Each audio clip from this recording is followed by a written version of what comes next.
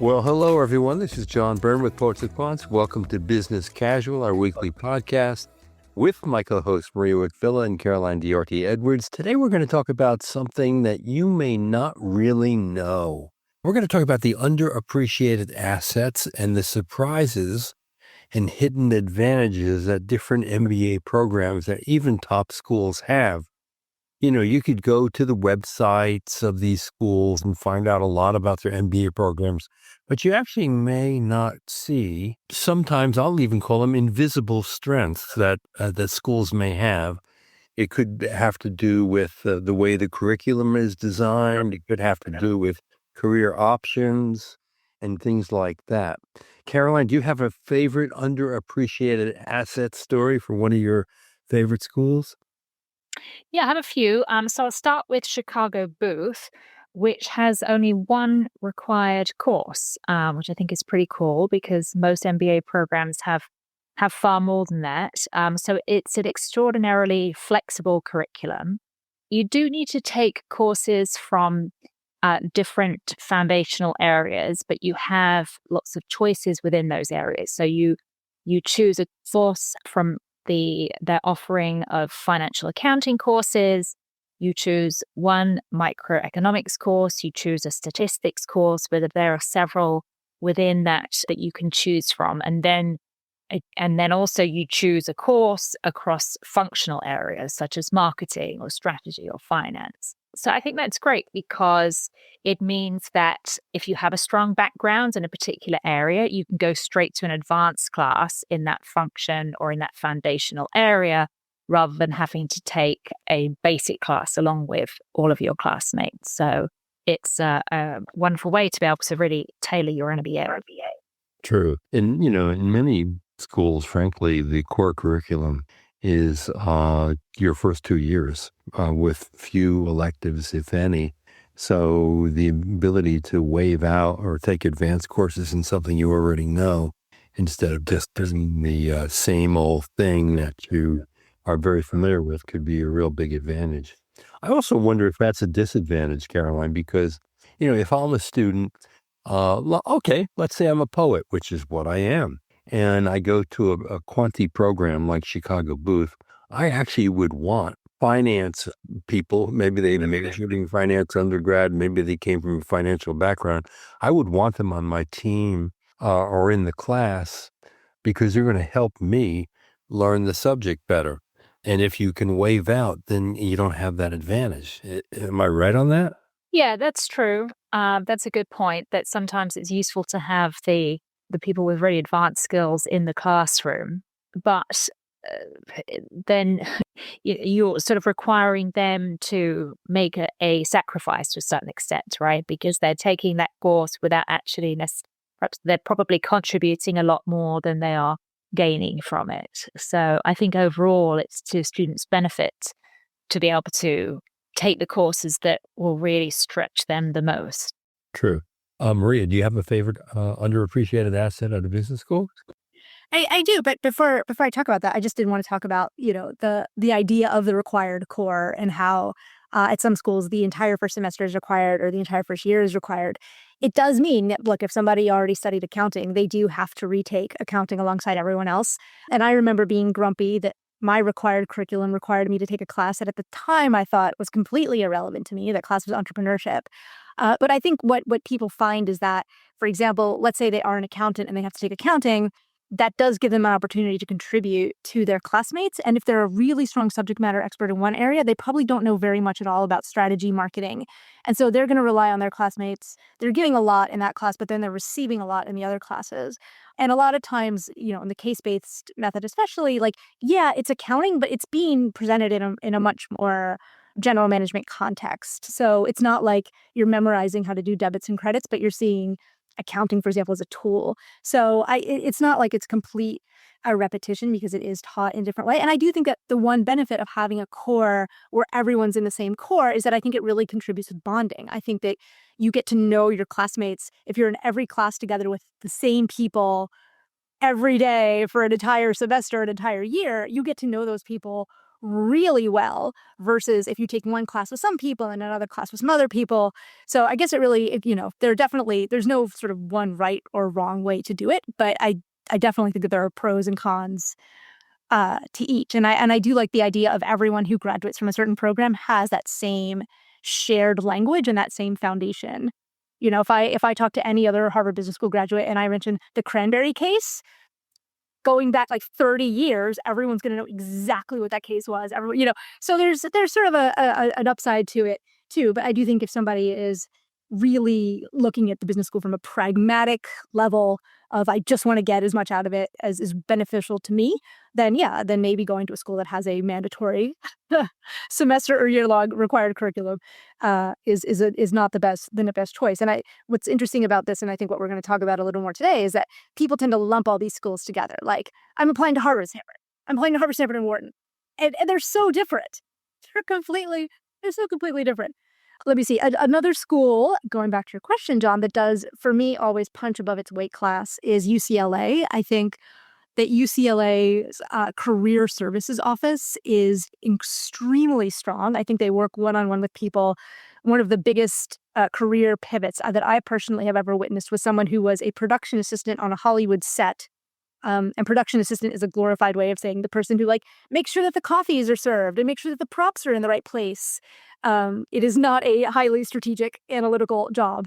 And that person went to Anderson and was able to get a job in asset management coming out of Anderson. So I think anyone who's looking for a career pivot or anyone who's looking for entrepreneurship, I mean, every business school now has entrepreneurial offerings, but UCLA has this business creation capstone option that was based upon, I believe, either the Techstars or the Y Combinator curriculum. I think they originally built it based on one of these famous incubator curricula. And so that is, I think that's an overlooked, when people think of entrepreneurship, I don't think they immediately think of UCLA, but I think that they should. Yeah, that's really true. Particularly in the area, incidentally, besides finance, media and entertainment, that's obvious. But what you may not know is that the adjunct faculty in these areas at UCLA is really stellar, because they have access to a lot of alums who work in media and entertainment in LA, and they come to class and teach and lecture, which is really great. One of the big surprises to me over the years is how strong UNC Chapel Hill is in capital markets and investments. They have an MBA concentration in that area, but they also have a center for investment management that's pretty productive, and they have had a lot of success in placing graduates in very highly lucrative, desirable jobs in capital markets and investments, and that program has really increased in both in power, influence, and the numbers of people coming out of it. And you wouldn't expect UNC at Chapel Hill to be a haven for future people who want a career in wealth management. But they do an exceptional job and is very hands-on with the students. In some ways, I also think that if you are a school that isn't a Wharton or a Chicago Booth or a Columbia in finance, it's kind of like being Avis when Avis competed with Hertz. They try harder. And I think this is true at UNC when it comes to investment management. You could check that out by just looking at their employment report, as well as looking at all the different courses that they have in the field. So they have a very in-depth portfolio on these kinds of courses to prepare people for that line of work, which is kind of surprising in Chapel Hill, of all places. Now, Caroline, you have a few others I know. I do. I have a few related to INSEAD, if I may. So what I'd like to highlight about INSEAD is that, and actually other one-year programs as well, people often think that you can't change careers if you're going to do a one-year program, because it is obviously an accelerated format and the time goes very quickly, and two-year programs often really promote the benefit of that length of time to be able to make a transition and do internships and so on. And for example, if you look at some of the shorter programs in the US, such as the accelerated option at Columbia Business School, they're clearly targeting that at people who are have a very clear career plan and are happy not to do an internship. And many of those people are staying in the same career, looking for career acceleration rather than making a dramatic career pivot. But at INSEAD, actually, most of the students are making a career change. So typically about 3/4 of students are changing their career either across one of three dimensions, and they look at career change in terms of geography, function, or sector. So 3/4 are making a change across one of those dimensions. And about 1/4 of the students change across all three, which is a really dramatic career change if you think about it, shifting to completely different industry, a completely different function, and going to work in a country that you perhaps never worked in before. So that is a tremendous leap, and I think a huge testament to the power of the school's career services and the relationships that they've built up with recruiters over the years. And also the statistics are not that different for the class that graduates in the summer versus the class that graduates in December. And of course, the December class has the option to do an internship for a couple of months over the summer, which the class graduating in the summer does not have. Yet, even without that internship option, those students are still achieving a big change in their career. So I think that's a myth that people have about one-year programs. And that is not unique to INSEAD. There are other fantastic one-year programs, particularly in Europe, where you can achieve dramatic career change. Yep, absolutely.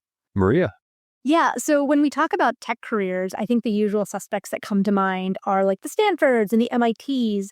But a school that consistently punches above its weight class in tech is Kellogg. So Kellogg is really thoughtful actually about the sorts of tech offerings that they have. And I've always been really impressed with how they break out their tech offerings into a couple of different post MBA career paths. So they have classes if you want to follow more of a product management track versus more of a product marketing management track. They now have their AI focused MBA program. They have their MMM program, which is more of like a design based program. So I think Kellogg has, for years they were the marketing school, but they have become so much more than that. And so if you're interested in a career in tech, definitely add Kellogg amongst the top schools on your list. And you also have some views about healthcare or the business of health, I should say, because it's much more broader than, you say healthcare and people immediately start thinking doctors and hospitals. They may not think biotech, health tech, telecare, pharmacist, and everything else. But who do you think is very good for someone who wants a career in the business of health, and it just may not be all that apparent to you? Yeah. So again, the main usual suspect here would be the healthcare management program at Wharton. But other programs that, again, are sort of sleepers that have excellent results are Duke, UNC again, and Vanderbilt Owen. Actually, there are a lot of health insurance companies that have strong corporate presences in Nashville. And in any given year, between 15 to 20, sometimes above 20% of the class actually enters the healthcare industry. That's huge. Most other schools, it might be 3% or 6%. So definitely healthcare is a huge specialty for Vanderbilt. And I think one thing that is true of all of these schools is that the geographic location, it's not destiny. You can obviously get it, especially if it's INSEAD, as Caroline mentioned. But any school that you go to, you're not necessarily tethered to that region or that market.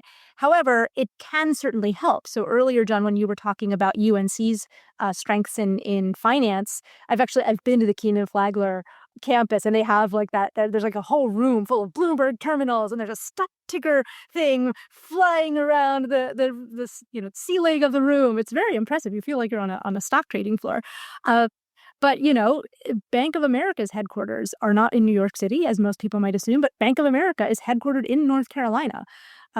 Same with why, it helps Vanderbilt graduates get into jobs in the healthcare industry, because so many health insurance companies are based in Nashville. And so that's something else that I think anyone should keep in mind, regardless of what their career interest is. look at the geography, look at the region. Where are a lot of those companies based? It's not destiny, but it certainly doesn't hurt if you can do a project while you're in business school with a company that's down the street that happens to be in a field that you're interested in. Yeah, true. In healthcare, you also have, um, schools that may not be on your radar that have really made big bets in the business of health. And I'm primarily thinking of Johns Hopkins Business School, which isn't a top 25 MBA program, but at the same time, they've aligned themselves with different schools at Johns Hopkins that are very strong in health and have come up with really some novel and innovative programs for business students who are interested in the business of health.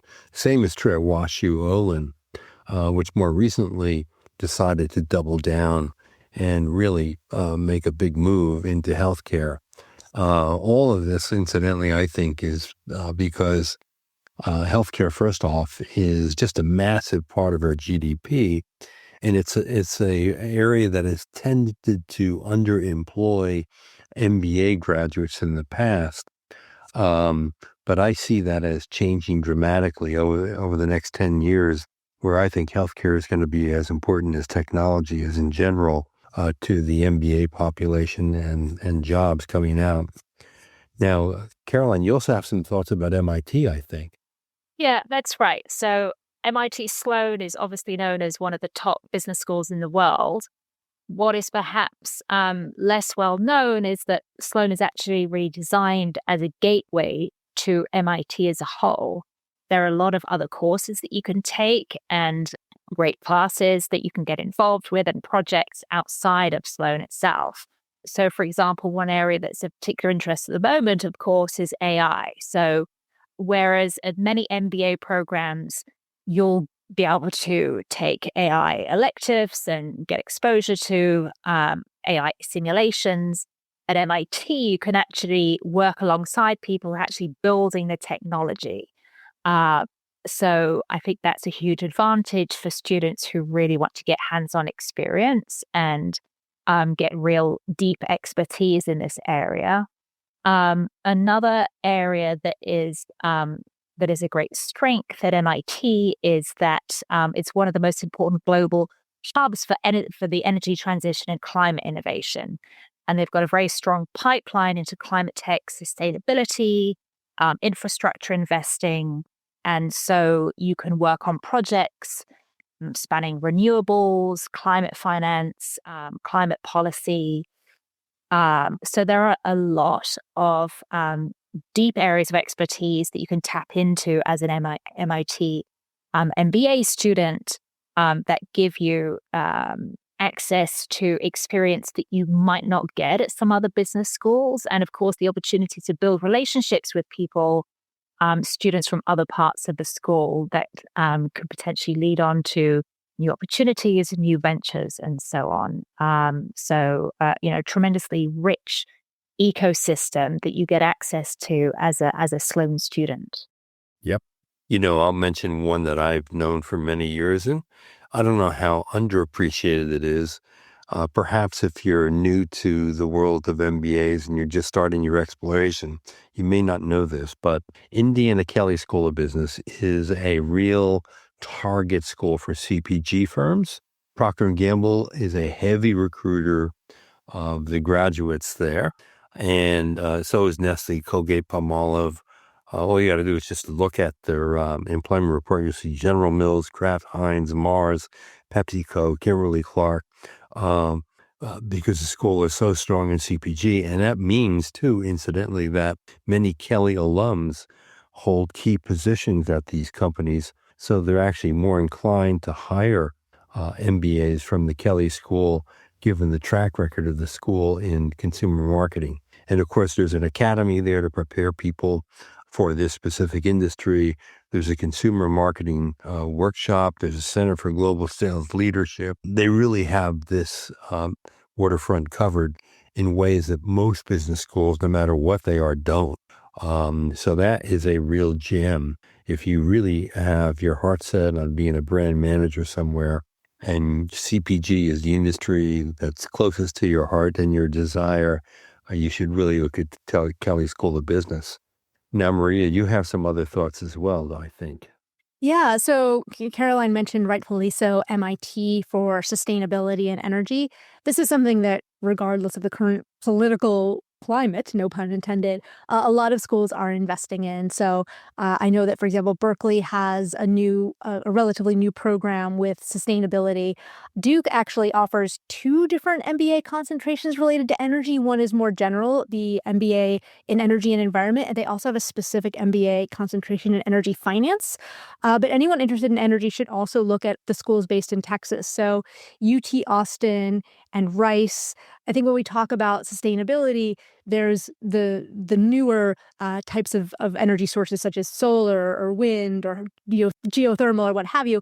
But there's also a lot of emphasis on how do we take the existing, natural gas industry, how do we take the existing oil, petroleum industry, and how do we take those industries and make them less damaging to the environment. And the schools in Texas are particularly well positioned to help you explore that because, oil and gas is not going away, at least not for several more decades. And so as long as we will be dependent upon it, let's try to find ways to make it, to curtail the damage that it does. And so some of these programs in Texas are particularly focused on these sorts of initiatives. Yeah, and I think this is an interesting issue. I'm just going to throw it out there because I believe it to be true, given all the conversations I've had with a number of Texas schools. A lot of the funding of Texas schools comes from the old fossil industry. And so the websites of these schools may actually under-promote their offerings in alternative energy. So this is a real gem that we're telling you because, believe me, they believe in alternative sources of energy, but because of their dependence on funding from oil and gas industry players, they may be a little more reluctant to actually advertise this part of what they do. But make no mistake, those are really good places to go and study the alternatives to our traditional way of thinking about the energy industry. Caroline, you have any other gems to impart? Sure. So something else that I think is underappreciated about the international schools is the alumni networks that you get access to internationally. And I think that in general, MBA candidates and people who think about doing an MBA focus a lot on the MBA experience, which I think is, of course, very natural, what they will get out of that 1 year or 2 years and what they will get out of the program upon graduation in terms of employment opportunities immediately post MBA. But a big part of the value that you get in the long term is being part of that wider network. And that really pays dividends over your entire career. And given the volatility in the job market and the economy and the fact that most people have to reinvent themselves career-wise, if not many times, probably at least once in their lifetime, and in most cases, probably more times than that. Having access to a wide and supportive network is a huge asset in terms of being able to open doors and get access to opportunities that might not otherwise be possible. And so, one example of that, when I was at INSEAD, McKinsey did a study looking at the alumni networks of different schools. And at that time, they found that INSEAD had, I think at the time it was about 25 countries where the school had more than 100 MBA alumni. And the school that came closest to that was HBS, which had about 12 countries with over 100 alumni. And the different, and so that study was actually done about 20 years ago. So that difference has compounded over time because, of course, INSEAD over the past 20 years has grown the program and graduates 900 to 1,000 students per year. And with the Singapore campus and the expansion of the school, there are graduates going to more and more countries around the world every year. So the size of the alumni populations in different countries has grown. So that's a huge asset to people coming out of the program. If they're going to be working outside of their home country, right? If you're going to be working, you're going to be globally mobile, being able to tap into that network is a huge asset. So just to give a few examples of that, INSEAD has over 4,000 alumni in the US, so a pretty substantial population. And for example, here in the Bay Area where I live, there's a very active alumni network here. In Hong Kong, the school has 800 alumni. In Poland, the school has 400 alumni. So you can really go to pretty much any country around the world and tap into a local network. When I graduated from the program myself, my fiance was working in Indonesia, so I was trying to find a job in Indonesia as well. And at that time, the career opportunities for someone coming out of an MBA program was somewhat limited.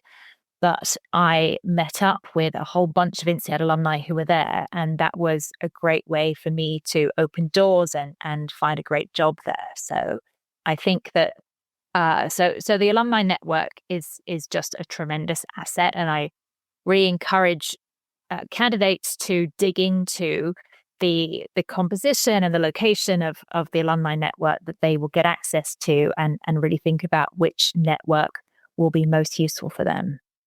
Right. Absolutely. One of the surprises for me has been the role of private equity in recruiting MBAs and the number of MBAs who really want to go into private equity, which is a very difficult field to enter, largely because most MBA graduates who get jobs in PE already had experience in PE beforehand, or certainly in investment banking. But one school that you might not immediately think of when you think about private equity and venture capital is Dartmouth Tuck. Now, next month in February, Tuck will have the 21st annual Private Equity and Venture Capital Conference. Tuck has a Center for Private Equity. The first dean I ever knew at Tuck, Colin Bladen, was the guy who started this, like a quarter of a century ago. And the school has had a great amount of success and having a fair number of alums in this, industry where you generally would expect the schools like Stanford, Harvard, Columbia, Wharton to be much more predominant. And it's a surprise.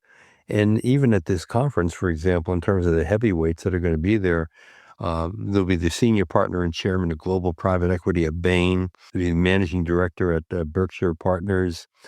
A lot of these people, incidentally, even if they're not Tuck alums, they're Dartmouth alums. And Dartmouth alums hold a special place in private equity and venture capital. So that's a big surprise to me, because there you are in Hanover, New Hampshire, isolated from any major city, far away from Silicon Valley, and far away from the players where most PE firms are. And lo and behold, Tuck is punching well above its weight class in a field that is among the most lucrative for MBA graduates. Check it out. Absolutely. Do we have any others, or are we exhausted? Because if we're exhausted with our gems, I have a question I want to pose both Caroline and Maria. If I had just one quick one, I would say that Wharton, it has really shifted its reputation over the past few years. So it has always been known as a finance powerhouse, but it really rivals any top school in terms of soft skills training. So it's not just about hard skills and analytics. It's very much about leadership development, communication, interpersonal skills. And that's also a key part of what we see in the admissions process of what they're digging for. But I think that is a huge shift that Wharton has made intentionally over the past few years, and is maybe underappreciated given its historical reputation in finance. Let me ask this question, because I think it's as pertinent for many would-be applicants. And this is, if you want to go to the best possible school, so let's say you have the M7 in your sights, just for the sake of this conversation, but you want to enter the business of health, or you want to enter private equity, or you want to enter energy. Is it better to go to an M7 school than a school that is known or has special attributes in a given field that you want to enter? Because even an M7 school, usually the selection of elective courses, even if they don't have a concentration in one of these fields, you can probably put together a hodgepodge of electives with a seminar with a faculty member or two, and get the training that you need. And is that better because you have the benefit of that big brand, or do you go to a school, well, like Rice for energy, or like Johns Hopkins for business of health? What do the two of you think, Maria? I think that either path has merit. I think if you definitely know that you want to work in energy and you want to be based in Texas, then why not get a head start on focusing your studies, developing that local network, all of the benefits that come. You might as well just go ahead and get a jump start on that as soon as possible. That having been said, I think there's a lot to be said also for attending a higher ranked school that may have more of a general management focus, because those applicants are in fact going to go out into a lot of these different fields anyway, even if the school doesn't have a specialty in that field. So this is where research comes in really handy, right? Find those companies that you admire and look them up on LinkedIn, look up their executive team web pages, see where those folks go to school. I think you're going to find that both the top schools that might have more of a general management focus send people into the C-suite. And you're also going to find that people who maybe didn't go to those fancy schools, but were very focused in what they were doing and very dedicated and just really just crushed it in their given field, they also end up advancing to the C-suite. So I don't necessarily think that it's, what's best. There's no one best path, but I think that either path can get you where you want to go, just depending on who you are. Yeah, I think that's true. I also think it's helpful to look at what the elective offerings are in a given school and what kind of faculty are teaching those courses. So you get a real sense of the depth of the elective offerings and how they may frankly overcome any concerns you may have about not getting in front of the right people or getting the basic training that will allow you to land that job. Caroline, you agree with Maria? Yes, absolutely. I don't have much to add. I think that one of the benefits of going to a strong MBA program is that it just gives you a lot of options. And as we've discussed, you can really, in many cases, tailor your MBA to your particular interests. So you can enter a specific field coming out of a lot of different schools. There are many paths to the same destination. I think that's the wonderful thing about going to business school. Indeed. All right. We hope that if anything, what we've done is encourage you to do your research, explore what's written about these schools. And we think you're going to find, if you do that, as many underappreciated gems as we've kind of brought to your attention today.